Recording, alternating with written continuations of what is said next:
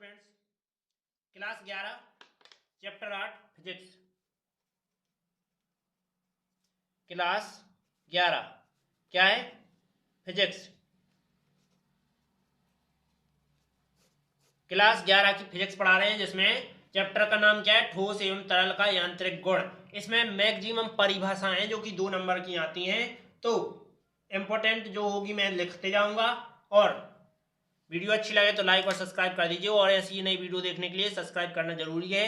और यदि आपको और भी वीडियो देखना है तो प्लेलिस्ट में जाकर मैंने क्रमानुसार मेरी पिछली वीडियो 1 से लेकर 7 अध्याय तक क्रमानुसार डाली हुई है, तो आप क्रमानुसार देख सकते हो। चलते हैं। तो क्या लिखा है? निम्न को परिभाषित कीजिए, समझो। प्रत्यास्थ थकन। प्रत्यास्थ थकन की परिभाषा कैसे लिखेंगे? प्रत्यास्थ सीमा में तुमने प्रत्यास्थता क्या होती है? प्रत्यास्थता तो जानते नहीं होगे। प्रत्यास्थता होती है, तुमने रबड़ देखी है? जो अपन पेंसिल के लिए रबड़ मिटाते हैं, जैसे पेंसिल से लिख लेते हैं फिर रिपार्ट मिटाते हैं, तो वो कहलाती है रबड़। तो रबड़ को ही क्या कहते हैं? प्रत्यास्थता कहते हैं। तो प्रत्यास्थ थकान क्या कहलाती है? तो प्रत्यास्थ सीमा के अंदर बाह्य बल की सीमा में लंबे समय तक प्रभाव रहने के कारण वस्तु का प्रत्यास्थ गुण में हुई क्षति को प्रत्यास्थ थकन कहते हैं। अपन ज्यादा टाइम तक रबड़ से घसीटते रहते हैं तो उसमें क्या हो जाता है? ज्यादा समय तक उस पर प्रभाव नहीं रह पाएगा। क्यों? क्योंकि फिर बाद में मिटाएगी नहीं। जैसे ही काली हो जाएंगे, मिटना बंद हो जाएगा। मिटना बंद हो जाएगा तो तुम क्या करोगे? फिर फेंक दोगे। ठीक, तो उसमें क्या हो जाएगी? उस वस्तु, उस रबड़ में क्या हो जाएगी? क्षति हो जाएगी। उस गुण नष्ट हो जाएगा। उसे क्या कहते हैं? प्रत्यास्थ थकन कहते हैं। ठीक है, जैसे प्रत्यास्थ की सीमा में रहना है, और अपन घसीटते समय क्या रखते हैं? बल लगाते हैं। तो बल की सीमा में लंबे समय तक प्रभाव करने से, मतलब घसीटते रहने से क्या होता है?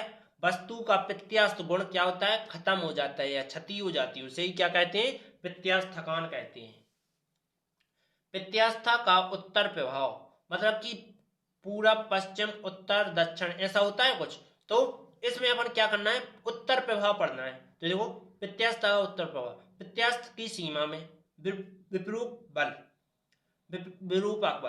बल को हटा लेने से, मतलब जो तुम्हारा तुम अच्छी दबा के घसीट रहे थे वो हटा दो, ऐसी धरी रन दो। ठीक, तो क्या होगा? हटा लेने पर भी वस्तु का पूर्व अवस्था में आने में कुछ समय लगता है। जैसे तुम वस्तु को यहां रख दोगे तो उसे पूर्व अवस्था में, मतलब कि रखने के पश्चात वो क्या हो जाएगी? सुकड़ हुई, तो उसका पूर्व अवस्था में आने में कुछ समय लगेगा। उसे क्या कहेंगे? वस्तु का प्रत्यास्थ गुण कहेंगे। सॉरी, वस्तु का उत्तर प्रभाव कहेंगे। ओके, पॉइसन निष्पत्ति इंपॉर्टेंट है, वेरी वेरी मोस्ट है इंपॉर्टेंट। तो इसमें क्या है?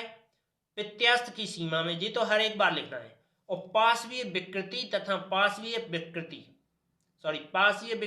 अनुदैर्ध्य विकृति के सदैव क्या होती है? नियत होती है। ठीक है, तो इसका सूत्र क्या होता है? देखो, पॉइसन निष्पत्ति विकृति बटे अनुदैर्ध्य विकृति, ये तुम्हारा सूत्र। इसको कैसे दर्शाते हैं? सिग्मा से दर्शाते हैं, और यह एक विमाहीन राशि होती है। ठीक है, चलते हैं नेक्स्ट क्वेश्चन की ओर। तो देखो, ये क्या लिखा है? किसी बेलनाकार तार के लिए यंग प्रत्यास्थता गुणांक का सूत्र स्थापित कीजिए। समझो, माना कि तार की लंबाई, मानना है इसमें, माना तार की लंबाई कैपिटल एल तथा एक समान त्रिज्या एल है। तार का जो लंबाई है वो एल है, और तार की त्रिज्या, का तार क्या होता है? गोलाकार होता है, इसकी त्रिज्या क्या है? आर है। ठीक है, तब तार का द्रव्यमान एम भार पर लगने पर उसकी लंबाई क्या हो जाती है? एल, मतलब स्मॉल एल हो जाती है। ठीक है, अनुदैर्ध्य प्रतिबल, तो देखो इसकी परिभाषा से ले रहे हो, और अनुदैर्ध्य विकृति की परिभाषा से। क्यों? क्योंकि अपन को यंग प्रत्यास्थ गुणांक का सूत्र करना है निगमित। तो यंग प्रत्यास्थ गुणांक के में सूत्र होता है जी, अनुदैर्ध्य प्रतिबल बटे अनुदैर्ध्य विकृति। तो इनके तुम्हें मान पता होना चाहिए। तो देखो, प्रतिबल का सूत्र क्या होता है? mg बटे पाई आर स्क्वायर। ठीक है, और अनुदैर्ध्य विकृति का मान एल बटे एल। तो क्या करेंगे? मान रख देंगे। यहां मान रखा तो जे आया, और यहां रखेंगे तो एल बटे एल। तो चौथा नंबर का ऊपर पहुंच जाता है mg एल, और जे यहां इसके साथ। यही तुम्हारा फाइनल आंसर। अगला इंपॉर्टेंट है, प्रत्यास्थ गुणांक की परिभाषा लिखो। प्रत्यास्थ किसी दी गई वस्तु का पदार्थ के लिए प्रतिबल और विकृति के अनुपात को क्या कहते हैं? प्रत्यास्थ गुणांक कहते हैं। नहीं आया समझ में? यदि तुम इसमें विकृति से भाग दे दो, मतलब इसकी लंबाई से भाग दे दो प्रतिबल में, तो क्या होगा? प्रत्यास्थ गुणांक प्राप्त हो जाएगा। जब किसी वस्तु की प्रतिबल और विकृति के अनुपात को क्या कहा जाता है? प्रत्यास्थ गुणांक कहा जाता है। उम्मीद है समझ में आया होगा। अगला टॉपिक 3 नंबर, समतापीय प्रत्यास्थ, मतलब समान ताप पर जो रबड़ होती है वो कैसी रहती है? तो देखो, जब किसी गैस के दाब या आयतन में परिवर्तन इस प्रकार किया जाता है कि उसके ताप नियत रहे तथा गैस का आयतन प्रत्यास्थ गुणांक समतापीय प्रत्यास्थ गुणांक कहलाता है। समझो क्या कहलाता है। देखो, जब किसी गैस, मतलब तुम किसी गैस में डालोगे, जैसे वायु दी तुमने, हवा दी, तो हवा देने पर या तो उस पर दबाव रहेगा या आयतन फैल जाएगा। ठीक, दबाव रहेगा या फिर आयतन फैल जाएगा। उसे परिवर्तन करने के लिए तुम्हें क्या करना होगा? इस प्रकार किया जाता है कि उसका ताप नियत रहे, मतलब ताप जैसा है अभी वैसा ही रहे, और इसमें क्या हो जाए कि उसके गैस का आयतन प्रत्यास्थ गुणांक, मतलब कि उसका आयतन चेंज होने लगे, तुम्हारा ताप वही रहे और आयतन चेंज हो जाए, तो उसे क्या कहते हैं? तापीय आयतन समतापीय प्रत्यास्थ गुणांक कहते हैं। यंग प्रत्यास्थ गुणांक इंपॉर्टेंट है परिभाषा। क्या होती है? प्रत्यास्थता की सीमा में किसी भी वस्तु में उत्पन्न अनुदैर्ध्य प्रतिबल और अनुदैर्ध्य विकृति कोई अनुपात को क्या कहते हैं? यंग प्रत्यास्थ गुणांक कहते हैं। वेरी इजी परिभाषा है बिल्कुल। कैसी है? देखो, इस सूत्र के आधार पर है, अनुदैर्ध्य प्रतिबल और अनुदैर्ध्य विकृति के अनुपात को ही क्या कहा जाता है? यंग प्रत्यास्थ गुणांक कहा जाता है। अगला, आयतन प्रत्यास्थ गुणांक, प्रत्यास्थता की सीमा के अंदर किसी भी वस्तु को उत्पन्न अभिलंब प्रतिबल और अभिलंब विकृति के अनुपात को, बस यहाँ अभिलंब है, यहाँ अनुदैर्ध्य था। ठीक, इसके बाद नेक्स्ट, दृढ़ता गुणांक, प्रत्यास्थता की सीमा के अंदर किसी भी वस्तु में उत्पन्न अपरूपण प्रतिबल और अपरूपण विकृति। चेंज तो कुछ नहीं है, थोड़ा थोड़ा चेंज है। देखो, यंग लग गया तो अनुदैर्ध्य आ गया, आयतन आ गया तो यहाँ क्या हो गया? अभिलंब आ गया। इसके बाद दृढ़ता आ गई तो अपरूपणता आ गई।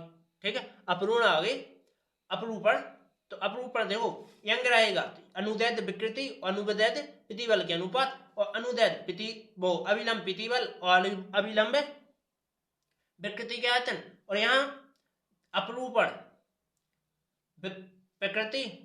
प्रतिबल और अपरूपण विकृति के अनुपात को ही दृढ़ता गुणांक। वेरी इजी परिभाषाएं हैं।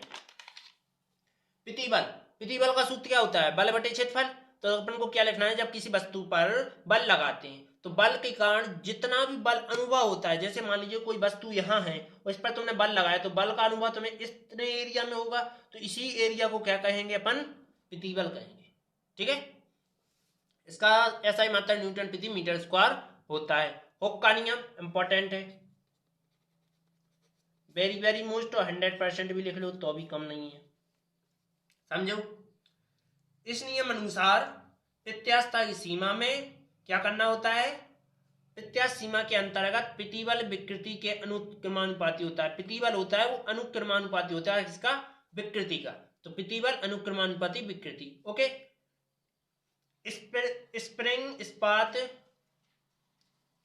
की क्यों बनाई जाती है? मतलब इस्पात मतलब लोहा, स्प्रिंग लोहा की क्यों बनाई जाती है? तांबे और एल्यूमिनियम की क्यों नहीं बनाई जाती है? देखो कि अपन जब लोहे की बनाते हैं तो अपन ऐसा तीनते हैं तो वो वापस अपनी अवस्था में पहुंच जाती है, लेकिन अपन एल्यूमिनियम या तांबे की बनाएंगे तो वो तीनने पर तीन ही रह जाएगी। मतलब एल्यूमिनियम को लेंगे और तीन लेंगे ऐसा, तो वो तिनने के पश्चात अपनी अवस्था में वापस नहीं सुकड़ेगी। ठीक, और तांबे की बनाएंगे तो भी तीन लो तो भी नहीं वो सुकड़ेगी। ठीक, इसलिए उसे इस ताप की बनाई जाती है। तो समझो, इस इस्पात का यंग प्रत्यास्थ गुणांक तांबा और एल्यूमिनियम से अधिक होता है। ठीक, जो लोहा होता है उसका यंग प्रत्यास्थ गुणांक मतलब सुड़कने की प्रक्रिया बहुत अधिक होती है। इसमें समान विपूरक बल को लगाकर हटा लेने से, मतलब कोई तुमने विपूरक बल लगाया, मतलब दोनों साइड बल लगाया और दोनों साइड बल लगाकर हटा दिया तो वापस अपनी सुकड़ जाएगी। ठीक है, तो स्प्रिंग शीघ्र अपनी पूर्व अवस्था में प्राप्त कर लेती है। ठीक, जैसे तुमने विपूरक बल लगाया और जैसे ही तुमने हटाया, विपूरक बल हटाकर क्या करोगे? छोड़ोगे तो स्प्रिंग क्या करेगी, अपनी अवस्था में पहुंच जाएगी। जैसे तुम स्प्रिंग लेना और विपूरक बल मतलब ऐसे 3 लेना और 3 लेने के बाद तुम फिर छोड़ देना, छोड़ने के पश्चात वो अपनी समान अवस्था में तुरंत ही पहुंच जाएगी। ठीक है, तो इसलिए स्प्रिंग लोहे की बनाई जाती है, तांबे की नहीं बनाई जाती है। ठीक है, वीडियो अच्छी लगी तो लाइक और सब्सक्राइब कीजिए, और ऐसी ही नई वीडियो देखने के लिए आप प्लेलिस्ट में जाकर या सब्सक्राइब कर लीजिए, तो सब्सक्राइब कर लीजिए, तो आपके लिए जो वीडियो डेली डालता हूं तो आपके लिए डेली मिलती जाएंगे। और साथ में ऐसे ही पीछे और वीडियो देखने के लिए, पिछली वीडियो देखने के लिए आपको मेरे प्ले लिस्ट में जाकर देख सकते हो, जो कि मैंने क्रम अनुसार सभी वीडियो डाली हुई है। ठीक है, चलते हैं अगले टॉपिक पर।